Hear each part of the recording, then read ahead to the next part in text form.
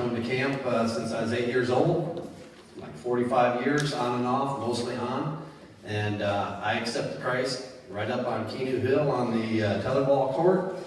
My first cabin leader when I was 8 years old was a guy named Bill Heibels. And but I accepted Christ my second year. Steve Girali was my cabin leader, and he led me to the Lord up there.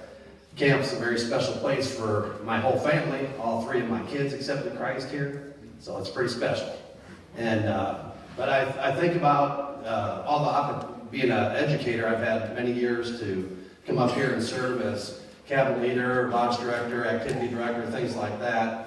And I'm not a young dad anymore because all my kids are pretty much grown, but I think about all the godly examples, John Bishop, Jim McGee, and all those guys that not only mentored us as young leaders, how to be cabin leaders and teach kids about Christ, but they mentored us as husbands and fathers. And I thank John and people like him that did that for us.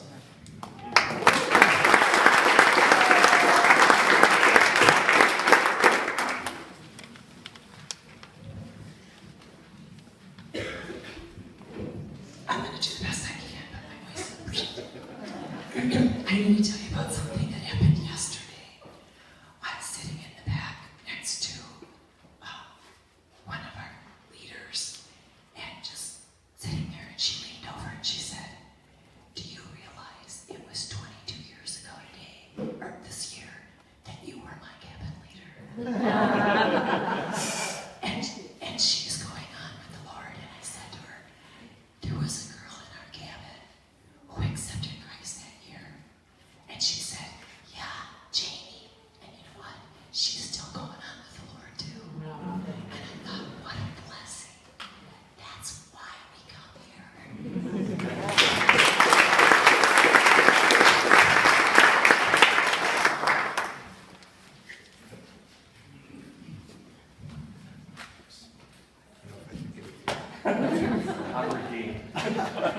Hi, I'm Rob Chwenka. I think of Camp Awana as like a mighty oak tree, a bur oak tree, and the oak tree is an awesome type of tree because it sends a taproot into the ground, and once that root starts to grow, it has a sense of permanence for 200-300 years. It's also one of the few trees that you can successfully transplant. You can transplant a maple, a birch, because those roots are sort of like splintered and they're easily removed. Whereas I think our faith is like an oak tree, and that's been my testimony in my life.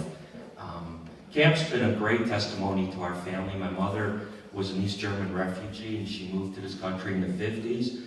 She attended a Bible church in Forest Park before moving to Jefferson Park, and she came up as a camper.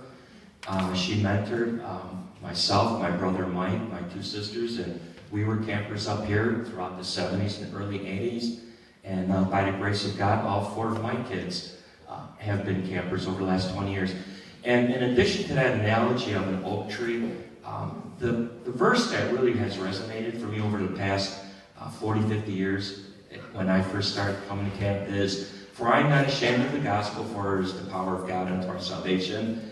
And the most remarkable thing I believe about Camp Awana is the fact that it's an inclusive environment. And I remember for myself and my siblings, we were very courageous and not ashamed of the gospel. And it was a joy for us to bring our friends from the neighborhood and from school and from the community to camp. And I've noticed, without even prompting my little kids, that they have that same courage.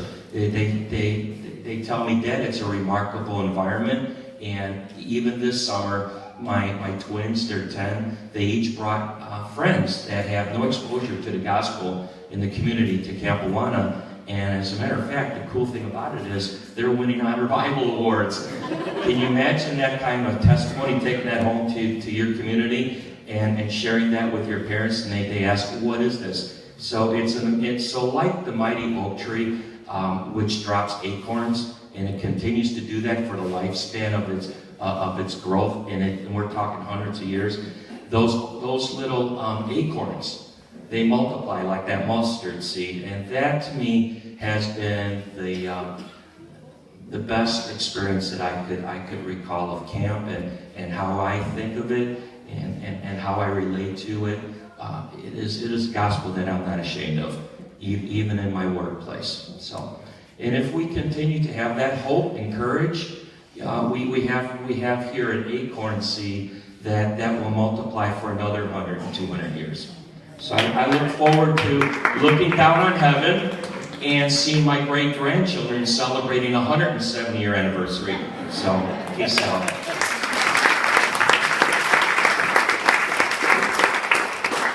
Yeah, at the 140th anniversary, there may be a few people here.